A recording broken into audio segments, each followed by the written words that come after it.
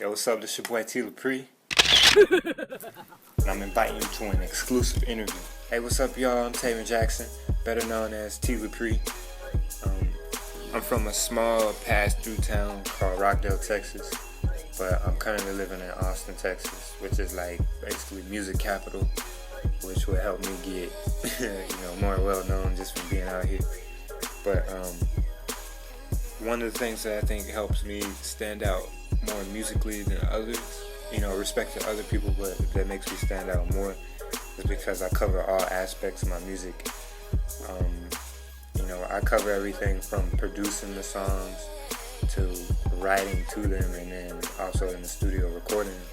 So I cover a lot of things. I'm not really a stubborn person, so I pretty much work with anybody, whether it's a country artist or a heavy metal rock person, whatever. It's just all about getting yourself out there. I've been in the music business, I say, going on about 14 years now. I don't know how others count it, but I count it from being all the way back in like 3rd grade when you had the little recorder, the one that you had to cover the holes with. So that was like my intro into the industry.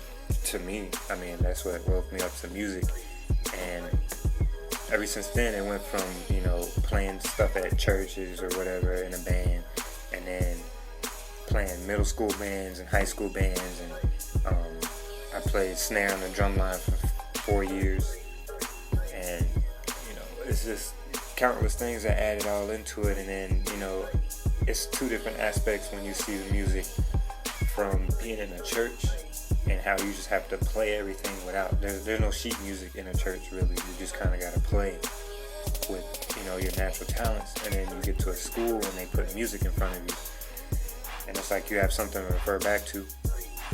For me, that's where I got a lot of my instrumentation from, because it was like I learned how to play without sheet music, and I learned how to play with sheet music. So when I brought my talents from playing without sheet music, I was able to memorize songs, really fast, like play through it once or twice and have it down without having to really look at music. And then I could focus more on the director and see if they needed me to speed up or slow down.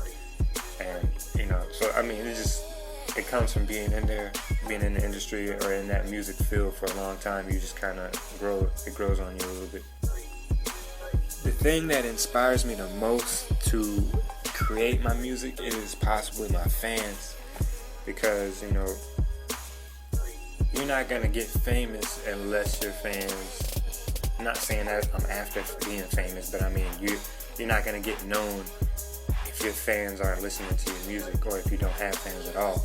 So you can make music all day, but if you don't have anybody to listen to it, then what are you really doing it for? I create my music for my fans because that's the people who inspire me. I see people listening to music, and I like how people look at certain artists and they're like, you know what, I'm gonna put this this lyrics as my status or whatever, and it inspires me, because I'm like, I want to push myself so hard to that day that I have fans that go out and I'm looking on Facebook and I see friends putting statuses of my lyrics up there. So that's who inspires me. I'm currently working on a new mixtape called Eye of the Tiger. If you haven't got my latest mixtape, Throne of a Tiger, I'm sure there's some way they can put the description or the download link in the description box, so you can check that out. If not, you can follow me on Facebook /TLaPrix, or you can follow me on Twitter @TLaPrix.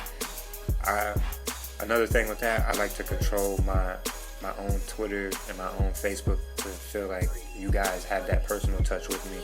So it's not like I'm a star that's stuck up and I don't really answer nothing, but you actually get some fan interaction and it's real. I can't comment on everything or like everything, but know that you are talking to me and not a machine or something.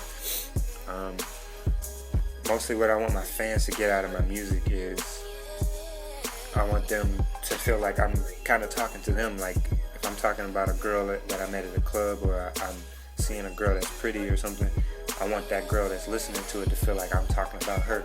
Or if I'm talking about, I'm going overseas, or I'm, different things I'm doing as I'm coming up in the game, I want a guy to be like, yeah, you know what, I do that stuff every day. He's talking about my hustle and what I'm doing. So that's pretty much what I'm trying to get my fans to get out of my music.